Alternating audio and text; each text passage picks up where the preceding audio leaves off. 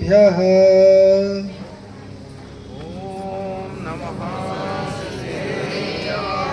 ॐ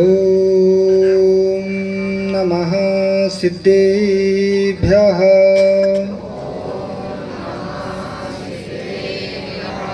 ॐ नमः सिद्धेभ्यः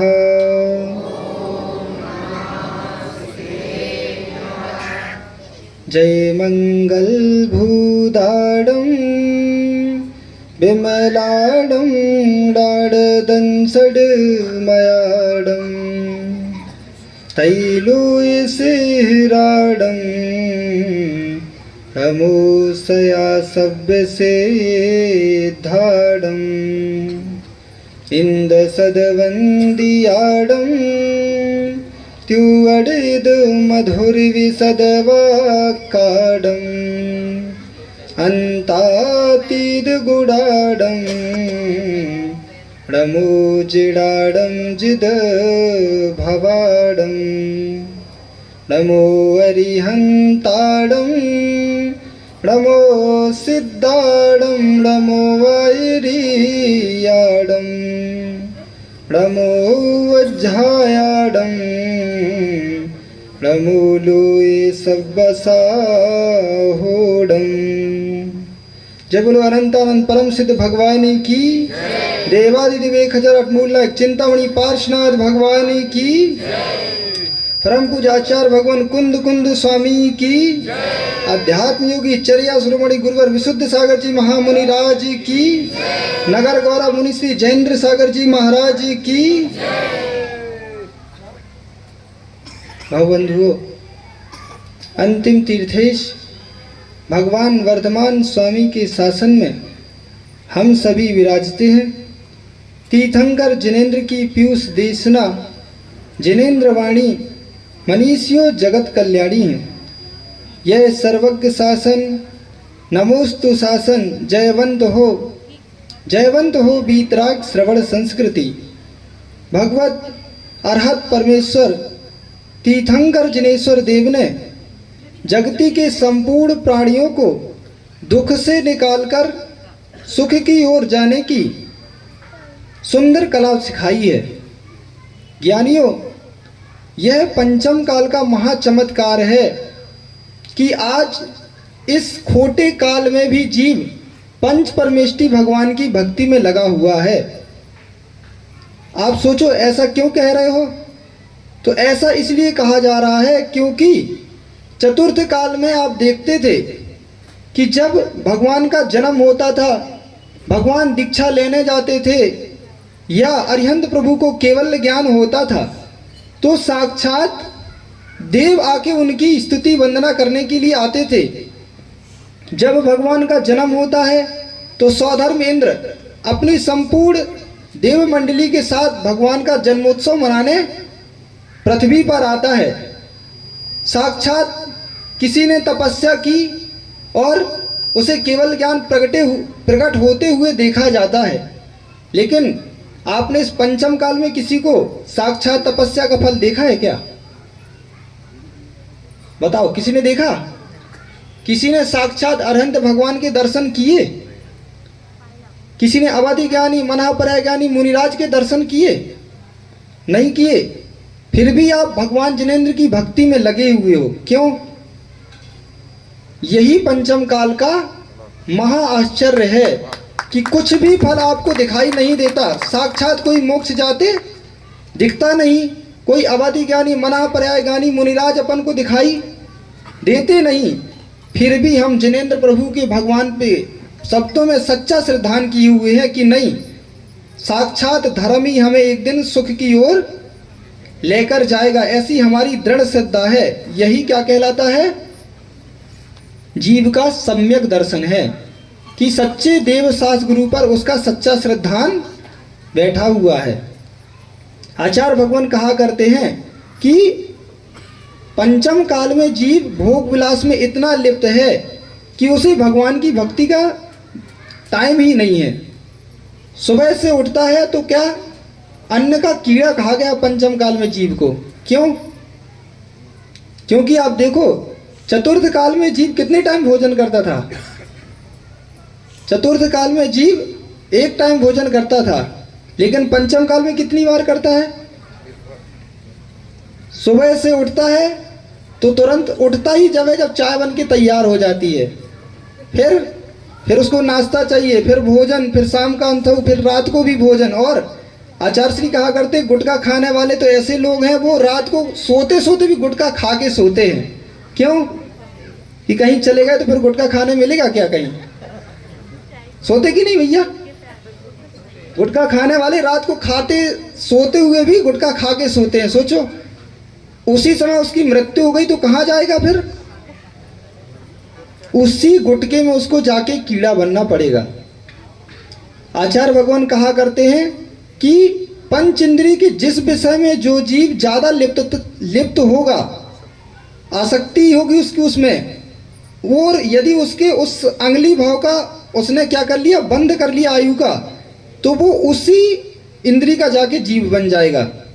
जैसे आपने एक मुनिराज की कथा सुनी होगी कि एक मुनिराज समाधिरत थे, उनकी बहुत उत्कृष्ट समाधि चल रही थी, लेकिन एक जीव आया और क्या किया उसने, मंदिर में आके खरबूजा चढ़ा गया, और उसकी सुगंध इतनी आ रही थी कि मुनिराज बगल में जहाँ उनकी समाधि चल रही थी, उस खरबूजे की सुगंध उनके पास तक पहुँच गई।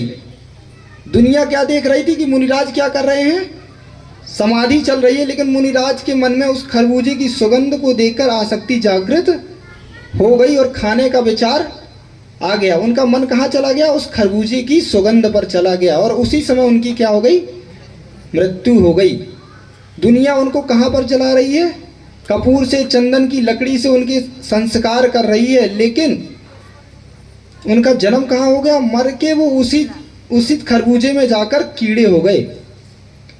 जब एक श्रावक ने एक अवधि ज्ञानी मुनिराज से पूछा, आज तो पंचम काल में अवधि ज्ञानी मना पराय ज्ञानी मुनिराज होते नहीं, लेकिन चतुर्थ काल में किसी को भी कोई शंका होती थी या किसी को कोई परेशानी होती थी, साक्षात वो कहाँ, अवधि ज्ञानी मुनिराज के पास पहुंच जाता था कि हे महाराज, मुझे ऐसी ऐसी परेशानी है और इसका निवारण क्या है, और मुनिराज साक्षात उसको बता देते थे। आपने प्रथमानुयोग पढ़ा होगा, कैसे कैसे मुनिराजों ने अपनी राजा पहुंचते थे, महाराज मेरी कन्या का विवाह किसके साथ होगा, तो वो मुनिराज बता देते थे कि ऐसे ऐसे जीव आएगा और आपकी कन्या से उसका विवाह होगा।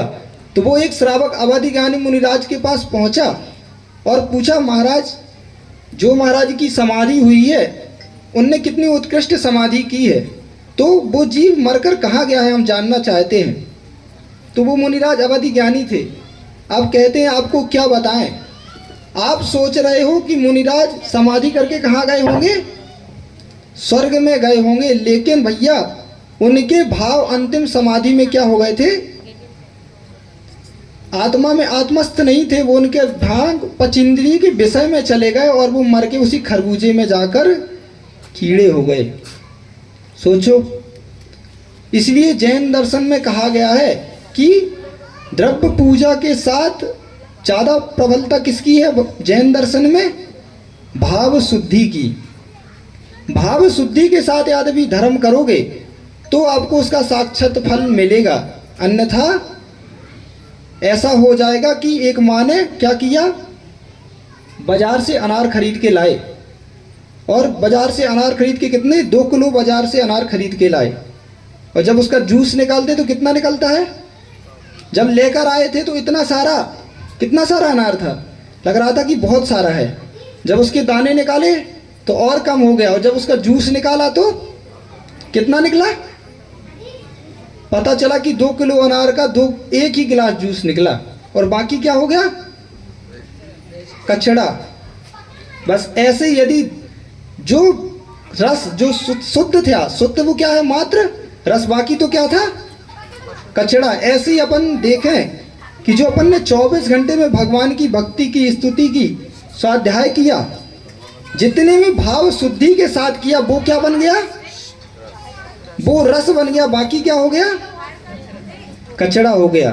तो अब आपको चिंतन करना है कि हमारा कचड़ा ज़्यादा है कि हमें क्या ज़्यादा बनाना है, रस की कचड़ा, क्या बनाना है, रस बनेगा तो वो काम आएगा और कचरा किसी काम नहीं आएगा। इसलिए भगवान की भक्ति में द्रव्य शुद्धि के साथ भाव शुद्धि का हमेशा चिंतन करना चाहिए और देखना चाहिए कि हमारे भाव किस दिशा में जा रहे हैं।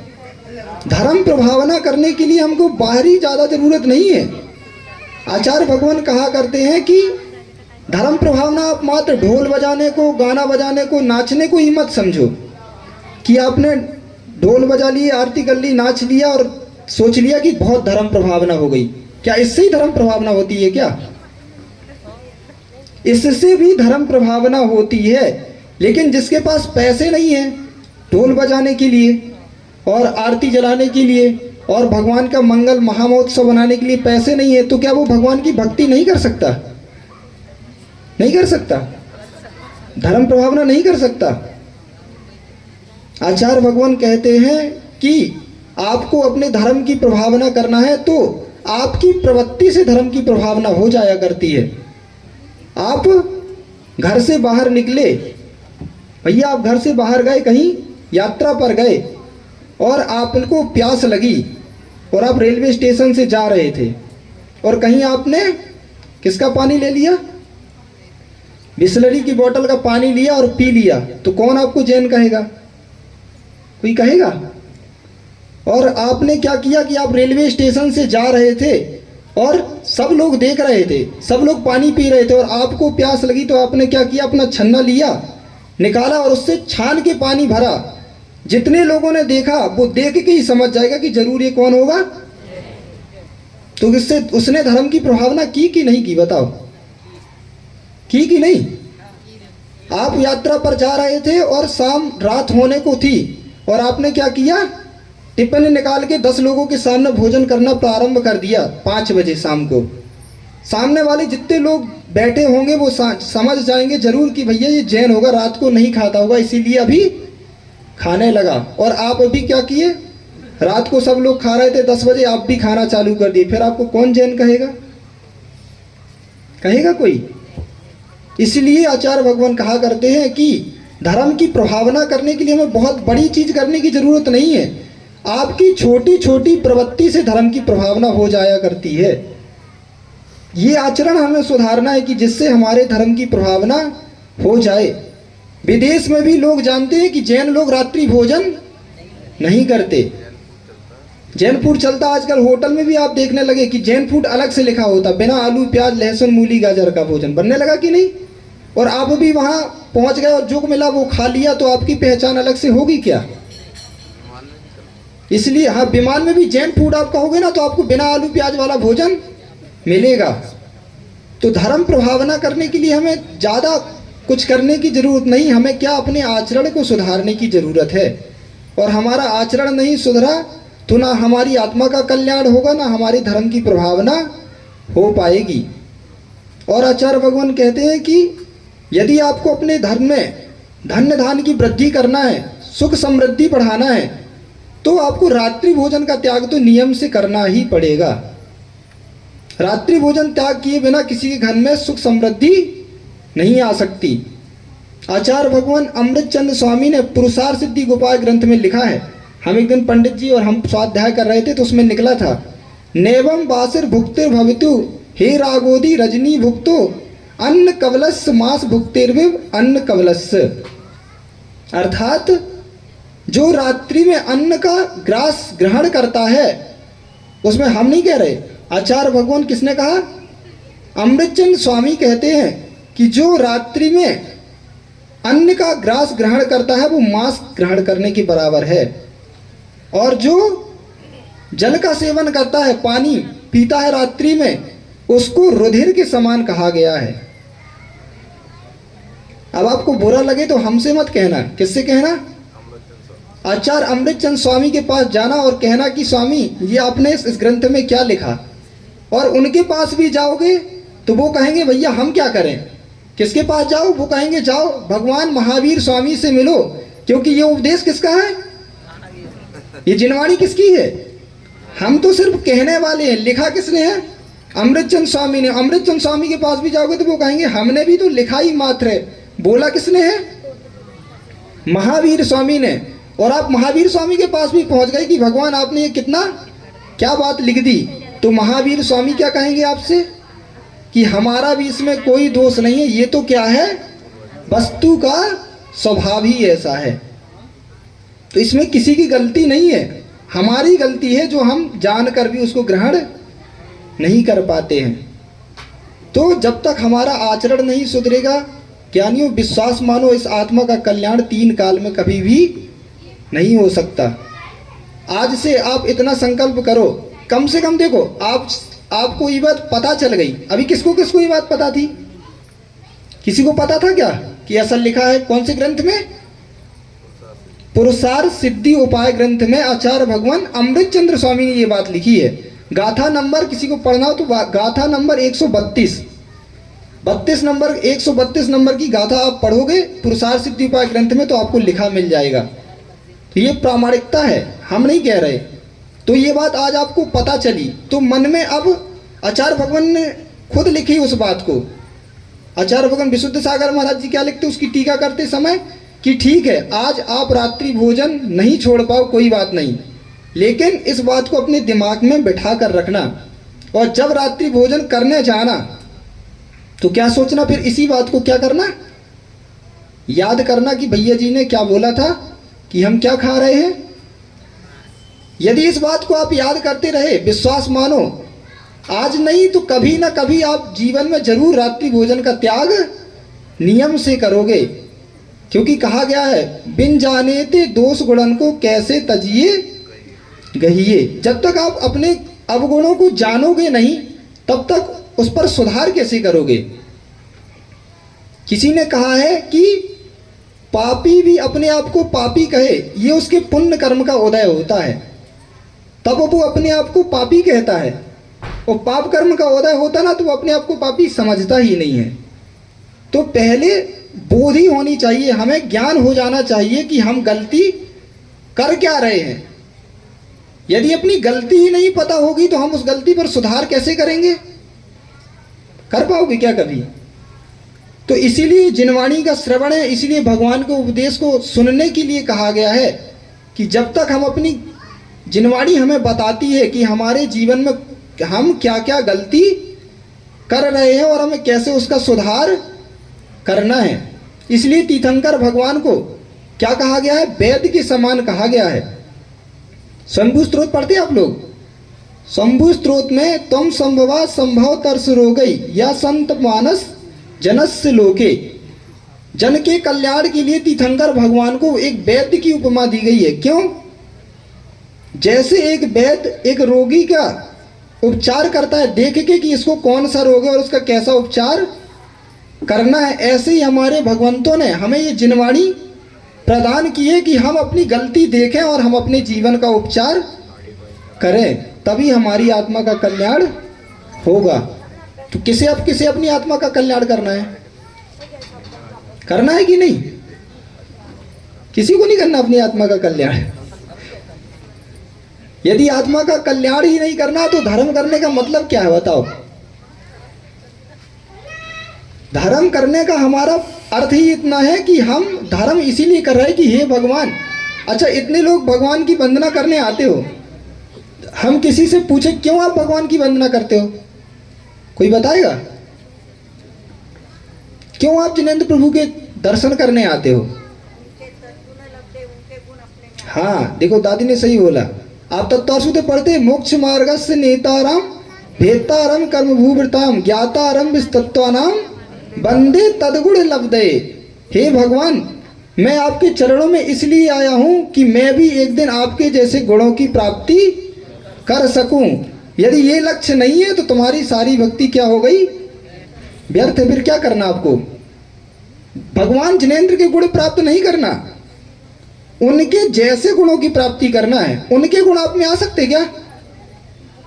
उनके गुण आप में कभी नहीं आ सकते। उनके गुण स्वतंत्र हैं, उन जैसे गुण हमारे अंदर आ सकते हैं। इसलिए हम जिनेंद्र प्रभु के चरणों में इसीलिए भक्ति कर रहे हैं, अर्चना कर रहे हैं कि हे भगवान, हम इस संसार के दुखों से दुखित हैं, जन्म मरण के बंधन से दुखित हैं, और 18 दोष जो हमें पाए जा रहे हैं वो हमें अनादिकाल से दुखित किए हुए हैं, लेकिन आप इन सब से क्या हो चुके हो? मुक्त हो चुके हो।